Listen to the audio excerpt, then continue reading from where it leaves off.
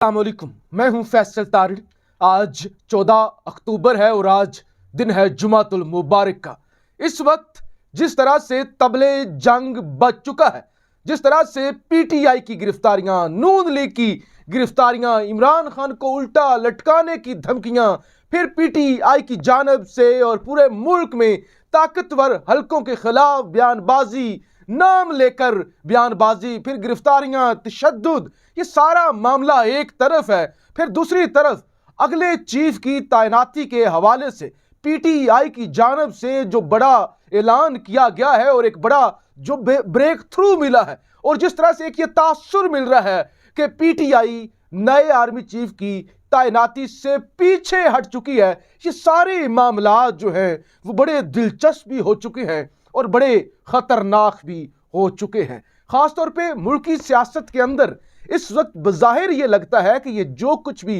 Drama हो रहा है, ये सारा जो तमाशा लगा हुआ है, ये सिर्फ एक शख्सियत की वजह से है कि नया आर्मी चीफ कौन होगा, किसका होगा, कौन लगाएगा। तो इस हवाले से आज पीटीआई की जानब से वाज़िया कर दिया गया और फवाद चौधरी की जानब से एक स्टेटमेंट आई। फवाद साहब ने यह कहा कि देखिए, आर्मी चीफ कोई भी आ जाए, हमें एतराज नहीं है, हमें एतराज लगाने वालों पर है।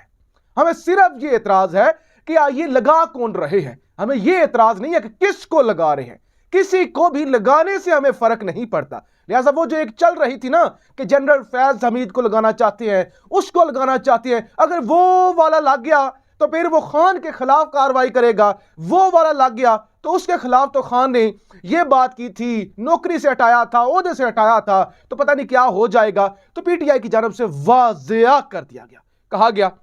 कि हमें नहीं चाहिए,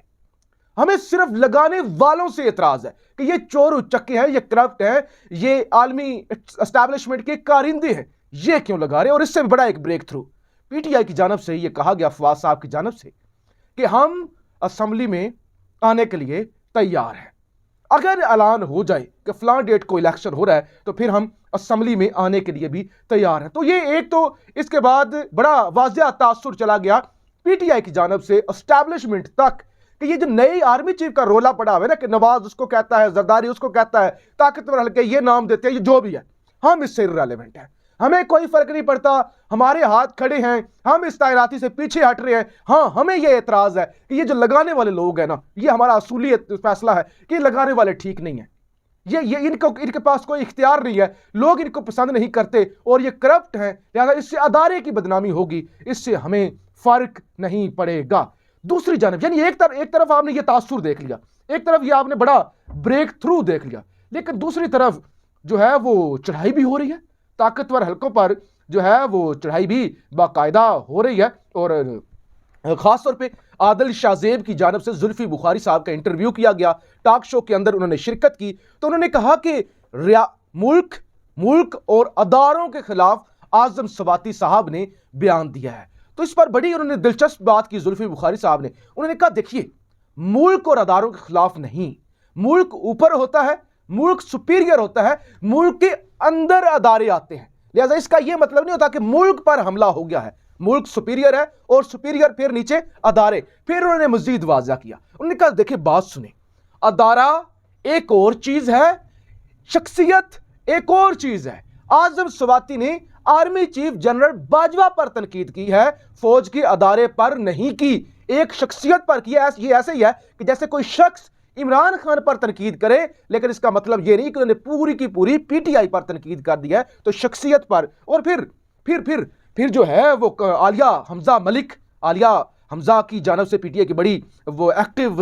मेंबर कौमी असम्बली रही हैं और अभी भी कारकुन हैं, उनकी जानब से जो ट्वीट किया गया, यानी एक तरफ तो तासुर आपके सामने आ गया ना कि तैनाती से पीटीआई पीछे हट गई है, लेकिन दूसरी तरफ जिस तरह से वो जारहाना तौर पे और बड़े वो तनकीद और सारे मामलात कहती हैं, काली वीगो की अमान पाऊं तो अर्ज करूं,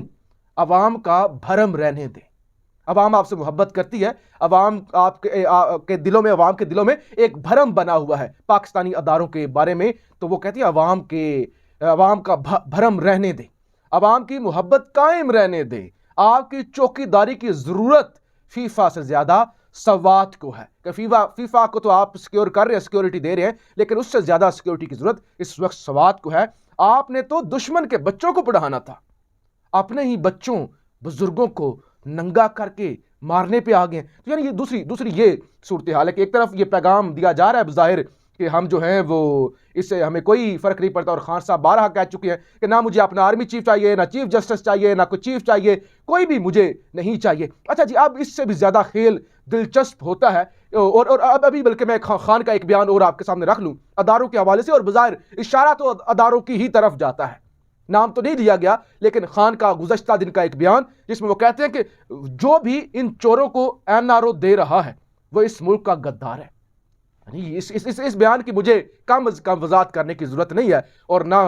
किसी को वजाहत करनी चाहिए। सारे लोग खुद ही समझ सकते हैं कि एनआरओ की ताकत किसके पास है, या खान का इशारा खास तौर पे किस तरफ है। तो ये दो मुख्तलिफ सूरत हाल है जो मैंने आपके सामने रख दी है कि एक तरफ कहा गया कि हमें आर्मी चीफ की जरूरत नहीं है, हम इस तकर्री के अंदर हम कोई दिलचस्पी नहीं रखते, हमारा सिर्फ ये असूली फैसला है कि ये लोग तैनात ना करें, और हम तो असेंबलियों में जाने के लिए भी तैयार हैं, हाँ अगर इलेक्शन का ऐलान हो जाता है। और दूसरी तरफ ये तमाम आजम स्वाति के मामले को लेकर जिस तरह से तनकीद की गई है, वो भी सारी सूरत हाल मैंने आपके साथ। अब जो दमादम मस्त कलंदर शुरू हो गई है, और जो गिरफ्तारियों का, उल्टा लटकाने का, और यह सारा जो एक मामला शुरू हो गया है। राना सनाउल्लाह साहब ने जी गुज़श्ता शब कैपिटल टॉक जियो न्यूज के एक प्रोग्राम के अंदर शिरकत की, और वो बड़े बेकाबू नजर आए, और बड़े वो तपे हुए, और बड़े आपे से बाहर, जैसे इंसान औकात से बाहर हो जाता है उस तरह से वो नजर आए। कहते हैं कि इमरान खान को हम उल्टा लटका देंगे, इमरान खान लॉन्ग मार्च लेकर आए तो इन्हें पकड़ कर उल्टा लटका देंगे। इमरान खान को पता ही नहीं है, इमरान खान को पता ही नहीं है कि हुकूमत उनके साथ इस बार करेगी क्या। और फिर रियासत का वजीर दाखिला, रियासत वो जो मां होती है जो प्रोटेक्ट करती है, रियासत का वजीर दाखिला एक गुंडा नमा इंसान क्या कह रहा है कि वो कहते हैं कि अगर मुश्तिल हजूम इस्लामाबाद पर हमला आवर हो गया तो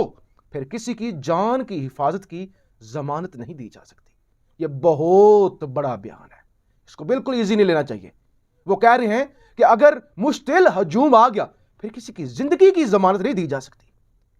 इस पर ना अदालतें खुली, इतना बड़ा बयान हो गया, बयान को हुए भी, इस बयान को दिए हुए भी तकरीबन कोई 8-10 घंटे गुजर चुके हैं, लेकिन देख लें एक वजीर दाखिला इतना बड़ा बयान दे रहा है। वो कह रहा है कि अगर लोग एहतजाज करने के लिए इस्लामाबाद आ गए उनकी जिंदगी की जमानत नहीं दे सकते, और उससे पहले कह रहे कि आए तो सही हम इनके साथ करेंगे क्या। ये वाजिया खुल्लम खुल्ला धमकी है, यानी जान से मारने की। और एक सरकारी योद्धे पर, एक वजारत पर बैठा हुआ शख्स कह रहा है कि फिर जान की गारंटी हम नहीं दे सकते, इमरान खान को तो हम उल्टा लटकाएंगे, लेकिन जो आ रहे हैं ना वो कहते हैं कि अगर चढ़ाई की गई तो उन्हें हम रोकेंगे, और फिर वो कहते हैं कि इनकी सीनियर क़यादत को हम गिरफ्तार भी करेंगे, मेन लीडरशिप को वो कहते हैं जब तक हम नहीं पकड़ेंगे, यानी इमरान खान और बाकी, तो तब तक लोग मुश्तिल नहीं होंगे, और इमरान खान को हम पकड़कर उल्टा लटका देंगे। और सारा कुछ उन्होंने बात की। अब जो हामिद मीर साहब की जानब से सवाल पूछा गया, कहा बड़ा आपने आजम सवाती पर भी तशद्दुद की खबरें आ रही हैं, गिरफ्तार भी कर लिया, चलिए तशद्दुद को छोड़ दें, मुलाजमीन पर तशद्दुद हुआ जो पिछली वीडियो के अंदर मैंने आपको बताया, और बाबर अवान साहब की वीडियो भी सामने आ गई। लेकिन वो कहते हैं यानी भीगी बिल्ली आप बन रहे हैं। एक तरफ बढ़ के आपने देखी कि कोई जिंदा नहीं बचेगा, उल्टा लटका देंगे, मेन लीडरशिप को गिरफ्तार करेंगे। वो कहते हैं और इत्तेजाज अहसन को छोड़े, यानी इत्तेजाज अहसन ने भी नाम ही लिया ना, चीफ ऑफ आर्मी स्टाफ का नाम लिया, स्टेट का अहम अदारा, उस अहम अदारे के सरबराह का नाम लिया, और बड़े सख्त अल्फाज इस्तेमाल किए। कहते हैं उनकी दफा कहते हैं वो वैसे ही उनका दिमाग खराब है, उनका ज़हनी तवाज़ुन ठीक नहीं, उनके खिलाफ कार्रवाई